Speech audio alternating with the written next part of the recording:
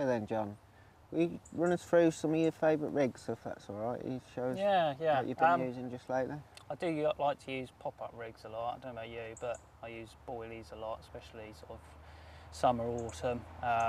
You know, the big ones tend to trip up on them. You might catch more fish on particle and bits and pieces, but you know, generally singling out the big ones, you know, they do munch on the boilies. A pop-up rig, I feel, is just that much more efficient hooking. You know, big bellied mirrors or whatever coming in, tilting, picking up the individual boilies. You know, that's what you want. As soon as it picks it up, as soon as it rights itself, that hook is doing the business. Yeah. You know, if it's off the bottom, it's more efficient. You can get that hook to spin, catch the bottom lip. You know, you want, and obviously when you're hooking big uns, you don't want to be, you know, you losing them. You want them in that rubbery bit of the middle of the lip. So you know, if they're on for a long time, they ain't coming off. Right. I say pop-up rigs, the Wivy Pull.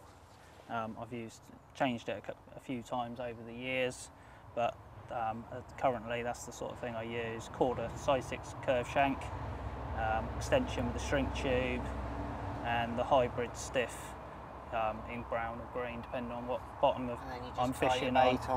Tie it onto the ring. Obviously, a buoyant pop-up.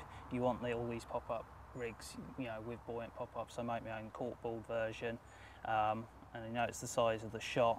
Yeah, it's quite a big shot, isn't it? For a pop-up rig. Yeah, you need it for that little bit of movement away from, so it can spin on the shrink, away from the shrink tube. So don't have it butted right up. It only needs 1 or 2 mil, and that can, obviously when that's sitting off the bottom, it's got that freedom to move. So it is a large shot, but I do make really buoyant corkboard pop-ups, and you want that rig sort of, you know, primed. So if you've got something anchoring it there, you know, you don't want it fluttering about. Big fish can displace a lot of water. You don't want him like he's trying to catch it. He's going to know something's wrong. You want it sitting still. He can come over, and as soon as he's touching it, it's spinning and catching it.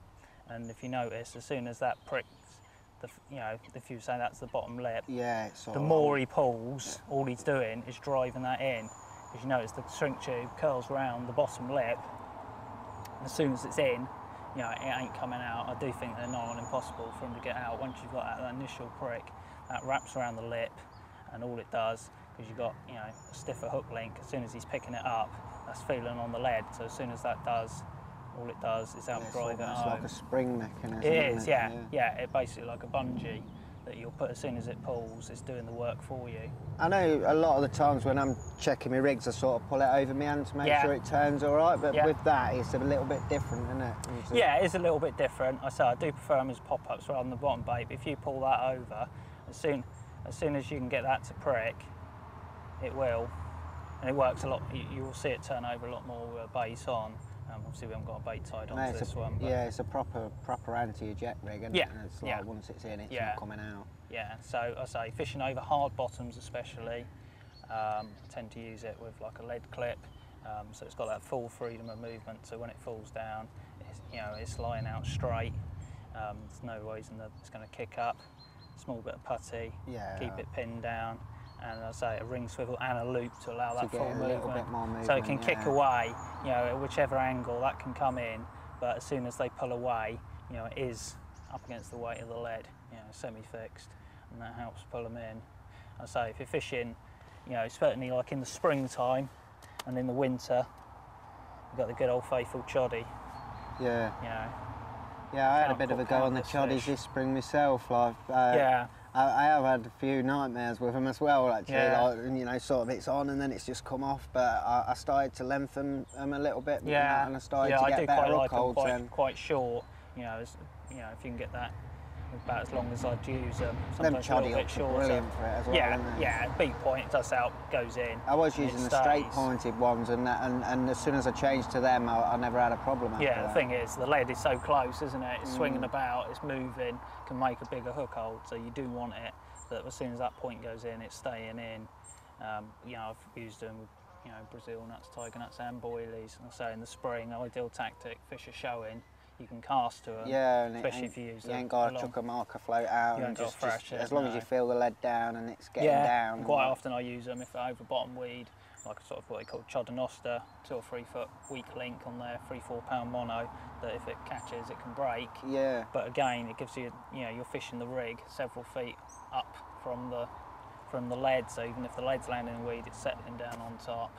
You know, it's presentable in any situation. So yeah. So pop-up rigs I do favour, better hookers. It certainly sorts out the big uns, that rig as well, doesn't it? Yeah. It's got countless numbers of big uns have been caught over the last few years. Yeah, it's a single hook bait rig, you know. People are starting to use it more and more as well. Yeah, I think it's a big fish rig. If you go to like a 20s water, you're probably going to catch less fish than, you know, your conventional sort of bottom baits and that. Yeah, I don't think it's like a good rig for everywhere, is it? It's there's certain situations where it will work better than others. Yeah, but like you say, it certainly seems to pick out the bigger ones. Especially like, you know, where you got that silkweed or like weed that's quite low to the bottom, you know, and it just sort of, I mean, when you try it in the margins, it looks wicked, doesn't it? It always looks mental. Yeah, it's presentable, isn't it? So in the winter, in the spring especially, you got a visual hook bait there, and coming across, they're picking it up. Well, you hope they are, anyway. Yeah. Well, thanks ever so much for that, mate. No problem. That's sound. I was quite impressed with that.